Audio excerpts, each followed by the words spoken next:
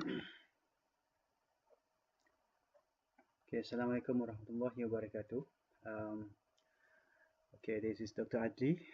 Okay, today we'll be covering on the chapter titled Zakat on Business Income. So this is chapter 16 from the book of uh,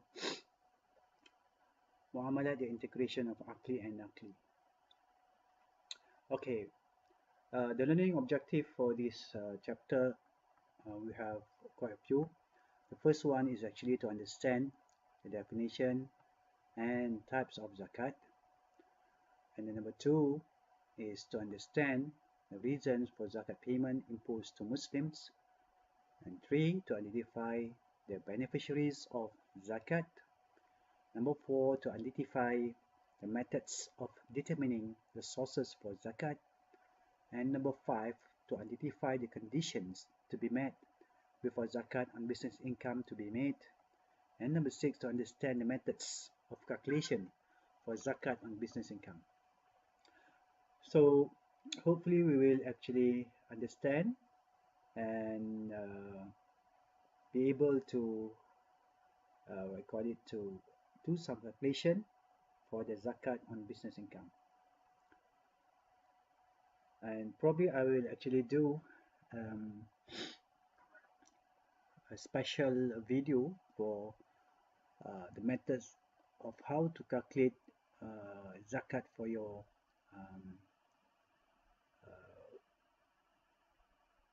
stocks, okay, or shares, zakat on shares. Right now, zakat, okay, from the perspective of the Islamic law, is actually an obligation for all Muslims to fulfill.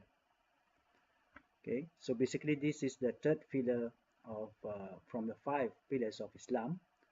So the five pillars of Islam is you say your shahada, ashhadu an la ilaha illallah wa ashhadu anna Muhammadar Rasulullah, which means that there is no God except Allah, and the Prophet Muhammad sallallahu alaihi wasallam is the messenger of Allah. And number two, the second pillar is to perform salat, to perform your prayer 5 times a day. That is obligatory for all Muslims.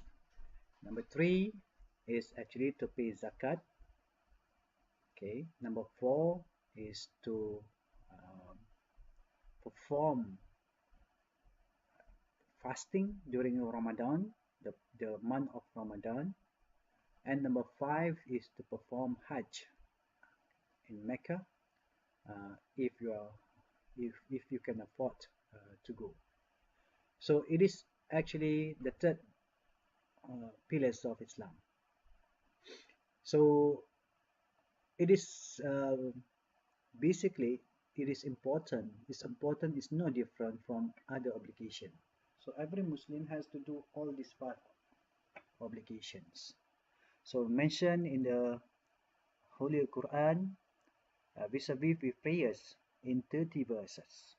So basically if you read the Quran, you can find verses saying that Aqimus Salah wa Atuz Zakah, which means that perform the Salat and pay your Zakat. And also the Hadith also emphasize on the importance of paying Zakat, and this is actually performing your Zakat obligatory is actually perceived as an act of worship that has important effects in the society. So you will actually benefit the society and also benefit yourself when you perform your zakat. So the history of the zakat payment. So prior to the hijrah, zakat is only compulsory to those wealthy people who are close with the Prophet sallallahu alaihi wasallam. At that time, the obligation to pay zakat is based only on their awareness, willingness, discretion. An organized system of zakat, for instance, having the condition for nisab. Nisab is actually what would be the minimum requirement, minimum level of property or mal that can be considered for zakat. And the rate, what is the rate of the zakat, and the time, the howl, the time of that any uh, property or any income has to be zakat. It was only applied after the second year of Hijrah. Okay, let's look at the definition of zakat. Literally, it's actually cleansing or purifying of something from dirt or filth. So basically, it's actually an act of cleansing yourself. So it's also mean praise, growth, and increase, right? So this is a literal definition. But from the theological perspective, it's actually spiritual purification resulting from paying zakat. So you are actually purifying yourself when you do your or pay your zakat. And from the legal perspective, it's actually a transfer of ownership of specific wealth to specific individuals under specific conditions.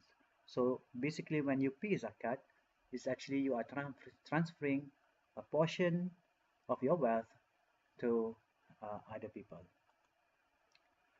The main aims of zakat, okay, the main aims of zakat, so it's actually our worship to Allah for all His bounties to mankind. For example, in Surah Al-Baqarah, verses 267, O ye believe, give of the good thing which ye have honorably earned. So you cannot pay zakat from unlawful earning, and the fruit of the earth which we have produced for you. So basically, we we have to give good things that we have to other people or to the poor, to the needy.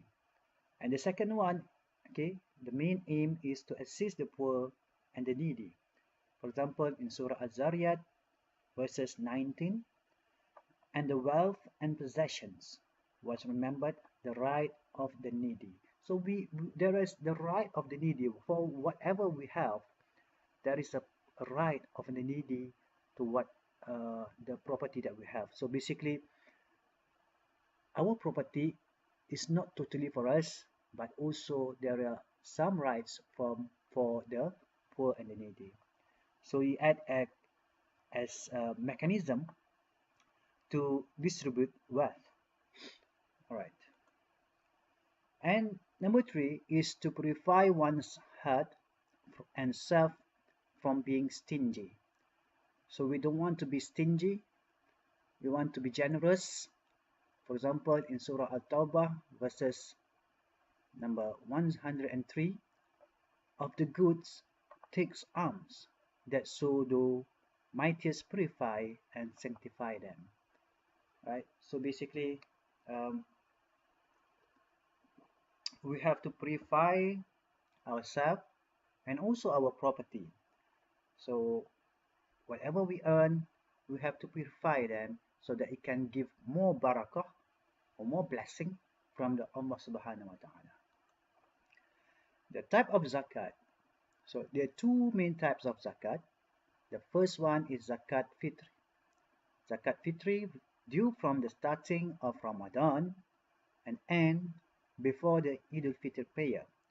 So basically, when the start of the fasting month, we have to pay zakat fitri for ourselves and for our I call it uh,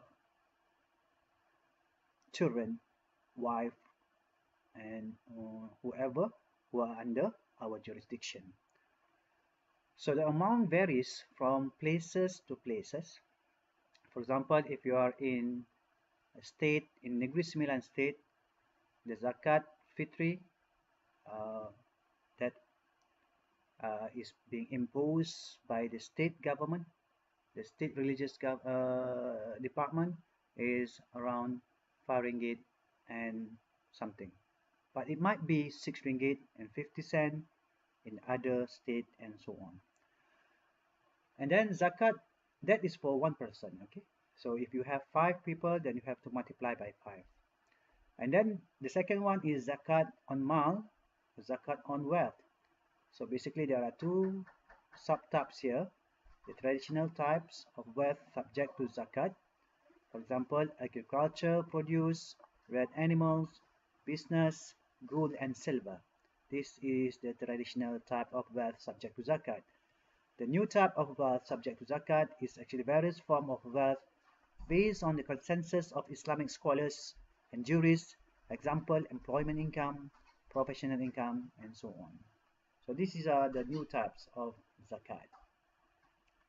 For example, if you are earning monthly income, then we can actually provide a certain portion of our income, for example, 2.5% from our gross salary or from our net salary to pay zakat payment. And then who will be getting the zakat money, the zakat fund? There are 8 categories of beneficiaries. Okay, these are mentioned in the Quran, and the 8 categories are the poor, masakin. The second one is the needy, fuqara. Okay, and then the third one is amil, the individuals who have the authority and responsible to collect the zakat. And the fourth one are the mu'allaf, or the people who convert to become Muslim or wanted to become Muslims. And then number 5 are riqab, uh, the slaves to free the captives. And then Ibn Sabil are the people who are in who are musafir, and also who are actually uh, um, but probably have uh, problem with money. And then a gharimin, people those in debt. Okay, and then fi sabilillah, did accomplish in the cause of Allah subhanahu wa ta'ala. And then normally in Malaysia we have these fi sabilillah students who actually receive the zakat money because they actually um, uh, what you call it, learn in the cause of Allah subhanahu wa ta'ala. They want to complete their study, undergraduate study or the postgraduate study in the cause of Allah subhanahu wa ta'ala. Alright, so I will actually stop right now so that I can continue in the second video. Right, so we will see you in a few in the next video. Assalamu alaikum warahmatullahi wabarakatuh.